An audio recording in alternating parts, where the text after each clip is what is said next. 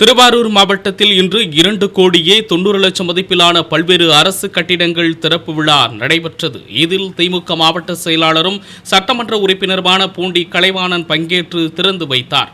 முதலாவதாக திருவாரூர் அருகே புதுப்பத்தூர் மற்றும் ஓடாச்சேரி கிராமங்களில் புதிய நியாய விலை கட்டிடங்களை திறந்து வைத்தார். தொடர்ந்து புலிவலம் நகர்பகுதியில் உள்ள பூங்காவில் 13 லட்சம் ரூபாய் மதிப்பில் சுற்றுச்சுவர் அமைக்கப்பட்டதை பூண்டி கலைவாணன் திறந்து வைத்தார்.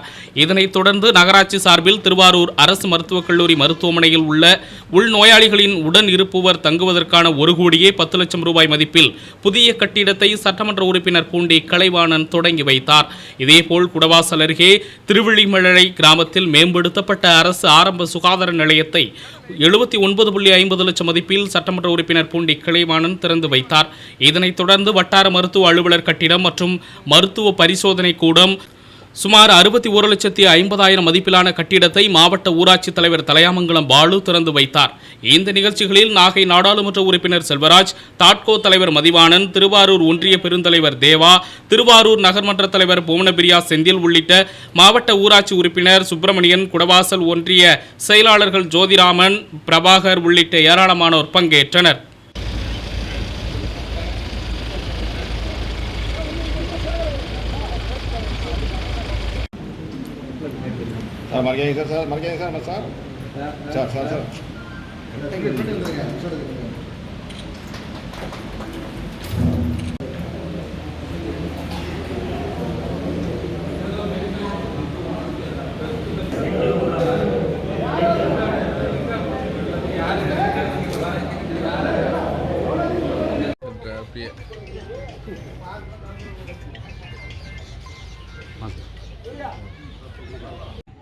இங்க பாருங்க.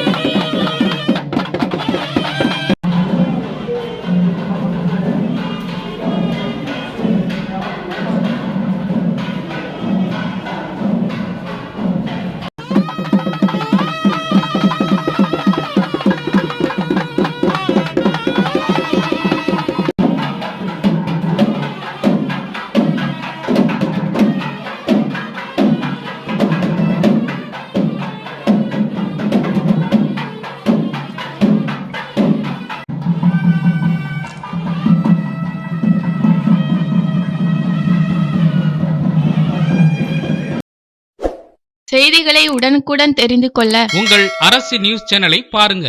சேனலை சப்ஸ்கிரைப் பண்ணுங்க.